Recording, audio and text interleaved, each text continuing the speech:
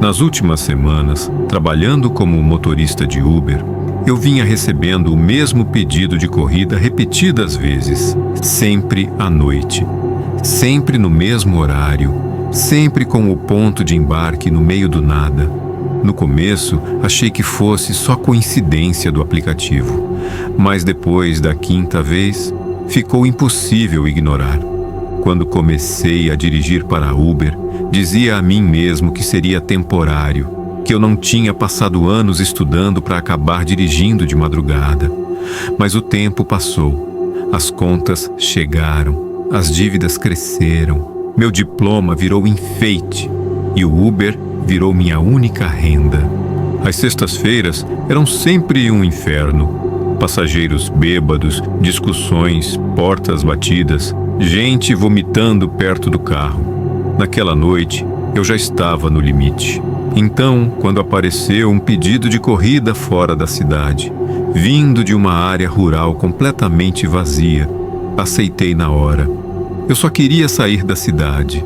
Conforme dirigia, as luzes urbanas iam sumindo uma a uma no retrovisor. Postes desaparecendo, placas ficando cada vez mais raras. O rádio começou a falhar, entrando e saindo do ar como se algo estivesse interferindo. Quando o último sinal de civilização sumiu, senti um frio subir pela espinha. Aquela sensação primitiva de perigo, como se meu corpo estivesse tentando me avisar de algo que minha mente ainda não queria aceitar. A estrada estava completamente vazia. Nenhum carro, nenhuma casa, nenhum som além do motor. Continuei dirigindo até o aplicativo avisar que eu estava a menos de 100 metros do ponto de embarque. Foi nesse momento que o medo bateu de verdade. Não havia absolutamente nada ali. Sem postes, sem casas, sem cercas, sem árvores, apenas um campo seco, morto, que parecia se estender infinitamente para todos os lados. Estacionei exatamente sobre o ponto marcado no aplicativo. Desliguei o rádio. O silêncio ficou pesado, denso, como se pressionasse meus ouvidos. Fiquei parado, mãos suadas no volante, tentando me convencer de que era só paranoia. Então a porta traseira do Uber se abriu, sem passos, sem aviso, sem som algum antes. O banco afundou com um peso que não combinava com o tamanho da pessoa. O carro balançou levemente. A porta se fechou com um som seco, definitivo. Eu me virei devagar. No banco de trás estava uma mulher jovem, usando roupas estranhas, antigas demais para aquela época. À primeira vista, parecia normal, mas meus olhos foram direto para o rosto dela. Os olhos eram grandes demais, inchados. As órbitas pareciam esticadas, como se algo tivesse empurrado de dentro para fora. As pupilas ocupavam quase tudo. Não refletiam luz, não tinham brilho. E ela não piscava. Ela sorriu. Um sorriso fino, rachado, que não combinava com o resto do rosto. Levantou a mão lentamente e fez um pequeno gesto, mandando eu dirigir. Durante toda a corrida, ela não disse uma única palavra. Perguntei se podia ligar o rádio. Nenhuma resposta. Perguntei se estava tudo bem. Nada. Ela apenas me observava pelo retrovisor do Uber, sempre sorrindo, sempre imóvel, como se estivesse me analisando. O destino indicado no aplicativo era um conjunto de lojas abandonadas, janelas quebradas, portas lacradas com tábuas, nenhuma luz acesa, nenhum sinal de vida. Estacionei e desejei boa noite, com a voz tremendo. Ela saiu do carro lentamente e ficou parada, me olhando enquanto eu me afastava. Na manhã seguinte, ao abrir o aplicativo da Uber, vi que tinha recebido uma gorjeta absurda, muito maior que o valor da corrida. O nome da passageira aparecia ali, como se fosse algo normal. Aquilo pagaria meu aluguel inteiro. Na semana seguinte, o mesmo pedido apareceu novamente e eu aceitei. Depois aceitei de novo. E de novo. Sempre o mesmo campo, sempre o mesmo trajeto, sempre ela surgindo da escuridão, como se já estivesse esperando. Sempre o mesmo sorriso, sempre uma gorjeta alta demais. Com o tempo, o medo virou rotina, e a rotina me fez baixar a guarda. Até a noite em que ela entrou no Uber e sentou no banco da frente. Ela fechou a porta ao meu lado, virou o rosto lentamente, não piscou uma única vez. O ar dentro do carro ficou pesado, difícil de respirar. Foi então que percebi algo preso ao suéter dela. Um crachá velho, amarelado. Havia um nome escrito ali. Não era o nome que aparecia no aplicativo. Sem pensar, perguntei qual nome ela preferia. O sorriso desapareceu. O silêncio que veio depois foi sufocante. Então a boca dela começou a se abrir. Não como uma boca deveria. Os cantos se separaram primeiro, depois o centro, como carne sendo rasgada. Não havia dentes, não havia língua, apenas um buraco negro profundo demais. De dentro daquela escuridão, uma voz saiu, aguda, estalada, errada. Ela disse meu nome, minhas mãos escorregavam no volante. Meu coração batia tão forte que parecia querer sair do peito. Comecei a dirigir, só querendo que aquilo acabasse. Ao virar uma curva, algo atravessou a estrada. O impacto foi violento. Um corpo foi arremessado contra o capô do Uber e arrastado pelo asfalto, deixando um rastro brilhante de sangue. Meu celular vibrou, corrida cancelada. A porta se abriu, ela saiu do carro e caminhou calmamente em direção ao corpo na estrada. Antes de desaparecer na escuridão, virou-se e acenou para mim. Na manhã seguinte, acordei com uma nova notificação no aplicativo. Uma gorjeta ainda maior e uma mensagem simples. Da próxima vez, não erre meu nome. Eu preciso desse dinheiro, mas tenho certeza de uma coisa. Da próxima vez, ela não vai sair do meu Uber.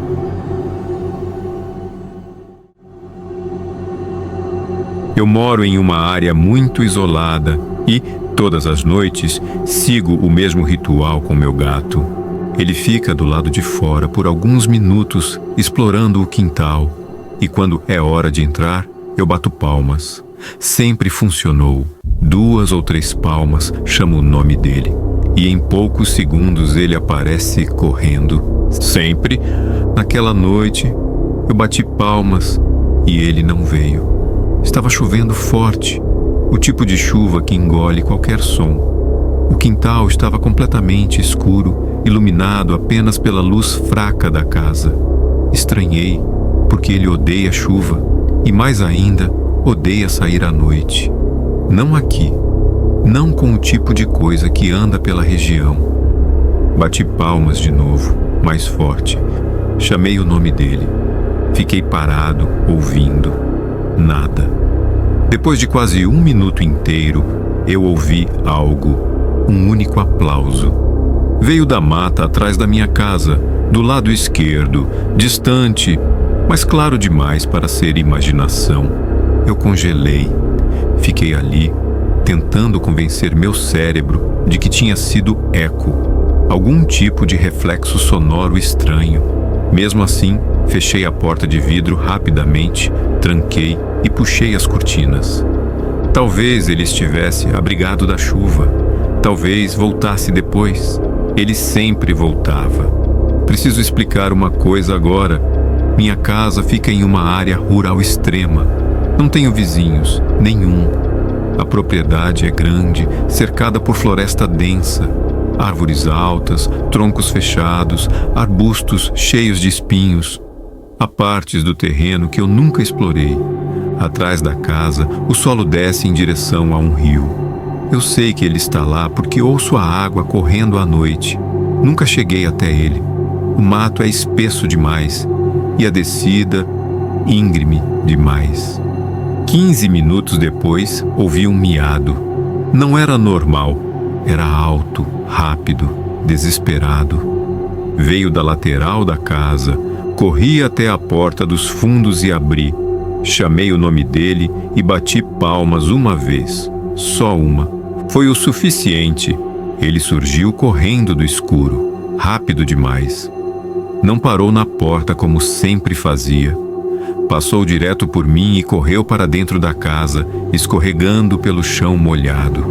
Fechei a porta e tranquei atrás dele. Brinquei, tentando aliviar o clima. Disse que ele podia ter vindo da primeira vez. Preparei a comida dele e ele começou a comer como se não comesse há dias. Enfiava o rosto no prato, engolia pedaços grandes, quase engasgando. Então, de repente, ele parou. Ergueu a cabeça lentamente. Ficou completamente imóvel. Os olhos fixos na porta da frente, que é quase toda de vidro. Ele ficou assim por tempo demais. 2 minutos, talvez mais. Não piscava. Olhei pela porta, não vi nada, mas ele continuou olhando. Naquela noite, ele não saiu do meu lado. Ficou alternando o olhar entre a porta da frente e a porta dos fundos. No dia seguinte, decidi caminhar pela propriedade. Levei o gato comigo. O antigo dono deixou muita coisa espalhada pela terra: lixo, ferrugem, restos queimados. Em uma parte mais baixa do terreno, perto de um barranco, havia uma área onde entulho tinha sido queimado parcialmente, metal derretido, espuma preta, cinzas endurecidas. Foi ali que vi algo estranho na lama, uma pegada, não de bota, não de sapato, uma pegada nua, grande demais, larga demais. Os dedos estavam perfeitamente marcados, afundados na lama molhada. O calcanhar afundava mais fundo do que deveria. Meu gato se aproximou e cheirou. O pelo do corpo dele se arrepiou inteiro. Então percebi algo que fez meu estômago virar. A pegada não apontava para a floresta, apontava para a minha casa. Fiquei parado olhando por um tempo que não sei medir. Naquela noite, quando fui chamar o gato para entrar, eu não bati palmas. Eu moro sozinha em uma casa isolada, em uma região montanhosa cercada por floresta fechada. Não há vizinhos, não há iluminação pública. À noite, o escuro é tão denso que parece sólido. Meu único companheiro sempre foi o meu cachorro. Ele se chamava Thor. Um cão grande, dócil, pesado, daqueles que parecem não ter noção do próprio tamanho. Medroso com barulhos altos, carinhoso demais, incapaz de machucar qualquer coisa. Tudo começou 3 noites atrás. Estava chovendo forte, uma daquelas tempestades que abafam o mundo inteiro. Eu estava sentada na varanda, olhando a chuva cair, com Thor deitado aos meus pés. De repente, ele levantou a cabeça. As orelhas se ergueram. Os pelos do pescoço se arrepiaram. Ele estava olhando fixamente para a linha das árvores, onde a floresta começa. Não havia luz nenhuma ali. Thor rosnou. Não foi um rosnado de brincadeira. Foi baixo, vibrante, vindo do fundo do peito, um som de medo puro. Perguntei o que havia ali. Ele não desviou o olhar. Então, ele correu. Pulou a grade da varanda e disparou em direção à floresta, latindo de um jeito que eu nunca tinha ouvido antes. Gritei para ele voltar, mas o trovão engoliu minha voz. Em segundos, ele desapareceu entre as árvores. Passei mais de 1 hora chamando seu nome, entrando alguns metros na mata com uma lanterna. A chuva apagou qualquer rastro. Voltei para dentro encharcada, com o coração apertado. Deixei a porta destrancada. Coloquei comida fresca. Esperei. Adormeci no sofá. Acordei no meio da madrugada com um barulho. Passos no chão de madeira. A porta dos fundos estava aberta. Chamei o nome dele. Thor estava na cozinha, bebendo água, mas não lambendo. Ele estava com o focinho completamente submerso na tigela, imóvel, como se estivesse absorvendo a água. Suspirei aliviada, até ele levantar a cabeça. O pelo estava coberto de lama. O cheiro não era de cachorro molhado, era terra revirada e algo doce, podre, errado. Ele não abanou o rabo, os olhos estavam opacos, sem brilho, e ele não piscava. Falei com ele, brinquei, mandei ir para a cama, ele obedeceu. Mas o movimento foi estranho, rígido, primeiro as patas da frente, depois o corpo, depois as traseiras, como se estivesse lembrando, passo a passo, como se mover. Ele se deitou na cama, mas não se encolheu. Ficou esticado, olhando para a parede. Naquela noite, eu tranquei a porta do quarto. No dia seguinte, tudo piorou. O cheiro não saiu com o banho. Parecia vir debaixo da pele. E a pele estava solta demais, como se estivesse grande demais para o corpo que vestia. Ele estava gelado, não morno, gelado. Ofereci comida, ele abriu a boca e deixou cair dentro. Não mastigou, engoliu inteiro. Passei o dia trabalhando, sentindo o olhar dele em mim. Sempre que eu virava o rosto rápido, ele já estava me encarando, mas desviava o olhar quando eu percebia. À noite liguei para uma amiga veterinária, contei tudo. Ela mandou trancá-lo em um quarto separado. Quando desliguei, percebi que ele não estava mais no corredor. Ouvi passos vindos do quarto de hóspedes, mas o ritmo estava errado. Não eram 4 patas, eram 2 passos. Abri a porta devagar. Thor estava de pé, não apoiado, de pé. As patas traseiras esticadas, o corpo ereto. As patas dianteiras pendiam ao lado do corpo, moles. Ele estava olhando para o espelho. Inclinava a cabeça, observava, tentava mover os dedos e então falou. Não uma palavra inteira, sons quebrados, arrastados. Dei um passo para trás. O chão rangeu. A cabeça dele girou sozinha. O pescoço torceu a pele solta como um pano molhado. Ele sorriu. Não como um cachorro sorri. A boca se abriu demais. Rasgou nos cantos. Não havia língua. Apenas um buraco negro. Fechei a porta e corri para o quarto. Tranquei. Empurrei móveis. Peguei qualquer coisa que pudesse usar como arma. Ouvi passos no corredor. A maçaneta girou. Ele tentou abrir. Tentou aprender. Então ouvi a minha própria voz, distorcida, repetindo comandos que eu sempre dizia. Fica. Senta. Bom menino.